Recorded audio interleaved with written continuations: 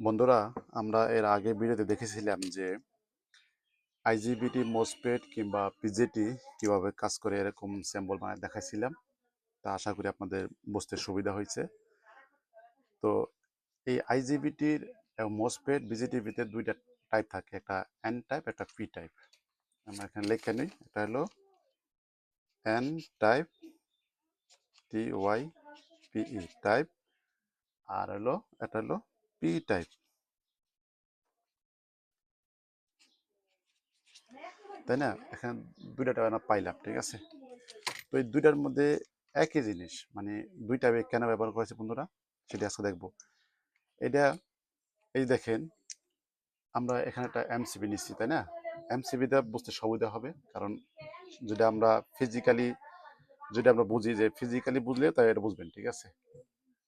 এটা যদি আমরা এখানে যদি এই যে এমসিবিটা আমরা দুইভাবে ব্যবহার করতে পারি, একটা পজিটিভ লাইন দিয়ে, একটা হলো নেগেটিভ লাইন দিয়ে, মানে নিউট্রাল লাইন দিয়ে, ঠিক আছে?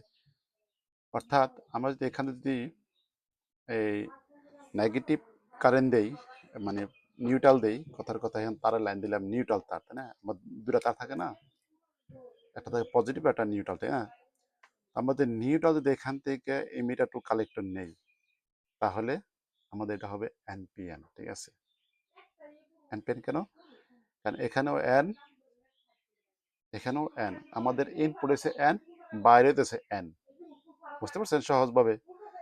এই কারণে বলা হয় এনপিএন। আর এখানে আমাদের গেটে হবে পজিটিভ, মানে বলটা এটা অপারেট করতে না, বুঝেন, আমি হাত দিয়ে যেটা প্রেস করলাম, এটা তো শক্তি লাগলো না, এটাকে বলা হয় মানে পজিটিভ। মানে এখান তো যেমন এটার ক্ষেত্রে, এটার ক্ষেত্রে আপনার গেটের মধ্যে আপনার একটা ভোল্টেজ দিতে হবে।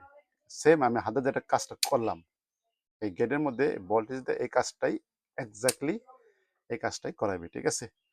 তাহলে বুঝতে পারছেন সহজভাবে যে বন্ধুরা এটা কিভাবে কাজ করে। এবার আসি ইয়ের ক্ষেত্রে। এবার দেখি পিএনপি।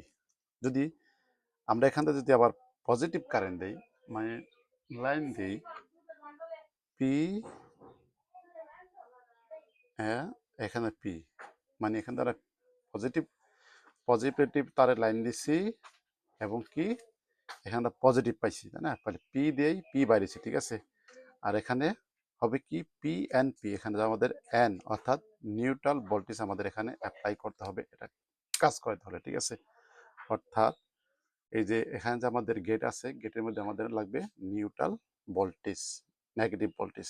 তাহলে আমাদের এটা, যে আমি হাতের শক্তি কাজ করলাম, এই কাজটা হবে। তো আশা করি বন্ধুরা বুঝতে পারছেন।